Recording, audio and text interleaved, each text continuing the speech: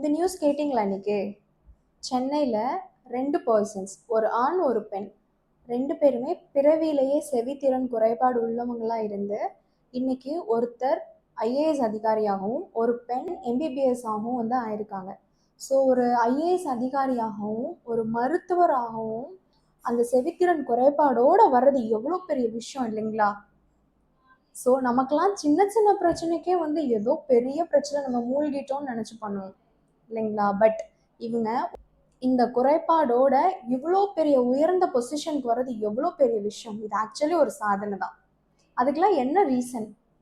கரெக்டான நேரத்தில் அவங்களோட பேரண்ட்ஸ் அவங்களுடைய ப்ராப்ளமை கண்டுபிடிச்சு கரெக்டான ட்ரீட்மெண்ட் கொடுத்த அந்த டாக்டர்ஸ்க்கும் அந்த பேரண்ட்ஸ்க்கும் தான் இங்கே நம்ம சல்யூட் பண்ணணும் இல்லைங்களா? ஸோ கரெக்டான நேரத்தில் ஐடென்டிஃபை பண்ணுறதுனா என்ன?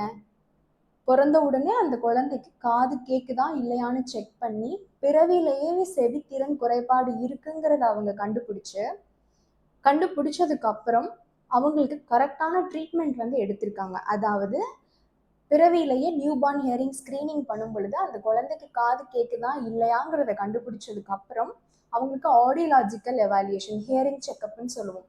ஸோ அதில் எவ்வளோ பர்சன்டேஜ் அந்த குழந்தைக்கு காது கேட்குதுன்னு கண்டுபிடிச்சிருக்காங்க. ஆக்சுவலி அந்த நியூஸில் வந்து அந்த 2 பேருக்குமே வந்து ப்ரொஃபவுண்ட் ஹியரிங் லாஸ் இருந்திருக்கு.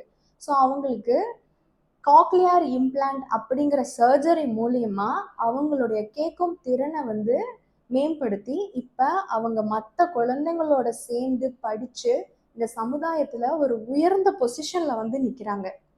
ஸோ நம்மலாம் எப்போவுமே ஒரு சின்ன பிரச்சனைனா கூட ஐயோ எனக்கு இது இருக்குது அது இருக்குது அவங்க அப்படி நினச்சிருவாங்களோ இப்படி நினச்சிருவாங்களோன்னு 1000 விஷயங்களை மனசுக்குள்ளே போட்டு டம்ப் பண்ணி நம்மளே ஃபீல் பண்ணிப்போம் இல்லைங்களா? பட் பிறவிலேயே இந்த குறைபாடோட பிறந்த அவங்க குறைகள் ஒரு தடைகள் இல்லை, அது எப்பயுமே நம்ம ஒரு பெருசு பண்ணக்கூடாது, என்னால் முடியும். அதுலேயும் எத்தனையோ பேர் எவ்வளோ பேர் ஐஏஎஸ்க்கு ப்ரிப்பேர் பண்ணுறாங்க, எம்பிபிஎஸ் நீட் எக்ஸாமுக்கு ப்ரிப்பேர் பண்ணுறாங்க.